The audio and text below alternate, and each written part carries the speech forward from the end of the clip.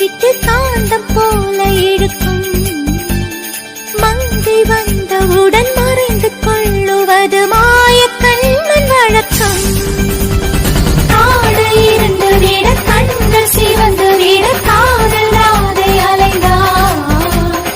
அவனை தேடி அவள் கண்ணை தொலைத்து விட்டு ஆசை நோயில் விழுந்தார். உதடு துடிக்கும் பேச்சு இல்லை, உயிரும் இருக்கும் மூச்சு இல்லை. வந்த பாதை நினைவு இல்லை, போகும் பாதை புரியவில்லை.